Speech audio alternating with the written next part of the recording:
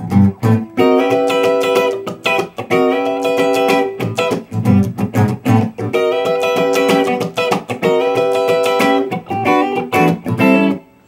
I'm Steve Krenz with Learn and Master Guitar. You know, I wanted to give you a quick tip this month on building a simple groove. A lot of times us as guitar players, we have a tendency to view our instrument as just kind of notes and chords and scales, and we view it rather clinically, and we kind of leaning toward the harmonic aspects of our instrument, and we don't often think to include the rhythmic aspects of our instrument. So as you're building a groove, you're not keying on the piano, you're keying off of the drums and what's happening in the rhythm of the song.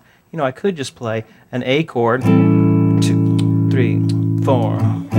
That's not very exciting. If I add a little rhythm to it, maybe if I do a different inversion of it.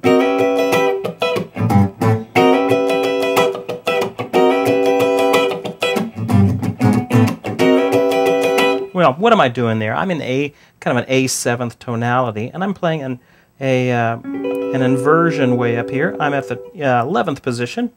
I've got my first finger on the 4th string, and that's C sharp, and then I'm barring here at the 12th fret, the 2nd, 3rd, and 1st string, G, B, and E, with my 2nd finger.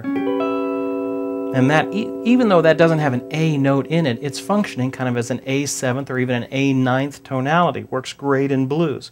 I'm kind of sliding up on this chord from a half step beneath it. And then I'm adding some strumming. Just relax your hand, try and key into what the drums are doing, and see if we can build a groove. So if I started at something like 1, 2, 3, 4.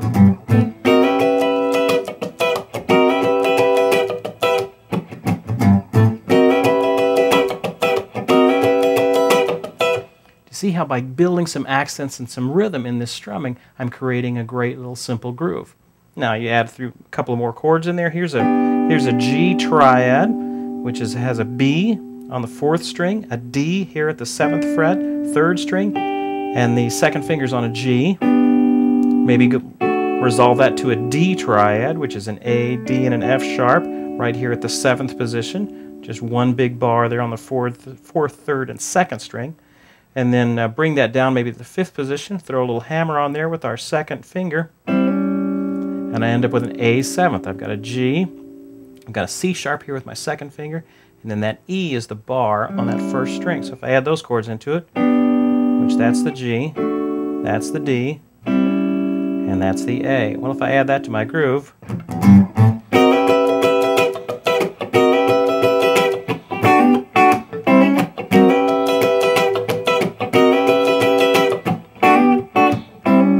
suddenly I've got a really cool groove. Now, a good way to practice building a groove, building this rhythm part, is to work with a drum loop. So I've got a little drum loop here on the computer. Let's get him started up.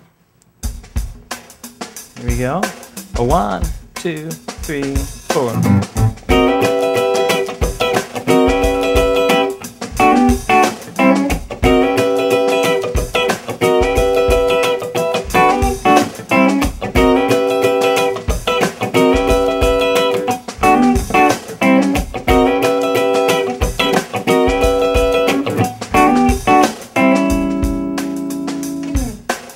And there you go, a little simple groove in A7th that emphasizes building this rhythmic part of your playing. So try not to view chords as just blocks and chords and harmonies. Try and think of them, of what you could pull out of them from a rhythmic standpoint as well. Just a little tip for building a groove for you for this month. I wanted to give you a couple of announcements. You know, we've got our live lessons, which have just been getting better and better. If you haven't joined us on Tuesday nights from 7 to 8 p.m. Central Time here in the U.S., then please join us. Tonight, we are going to have my good friend Shane Hill, guitarist for the great country group Sawyer Brown.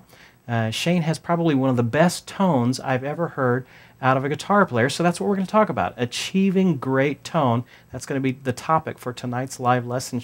Shane has played with all kinds of artists. He played with Sawyer Brown. He's played on The Tonight Show.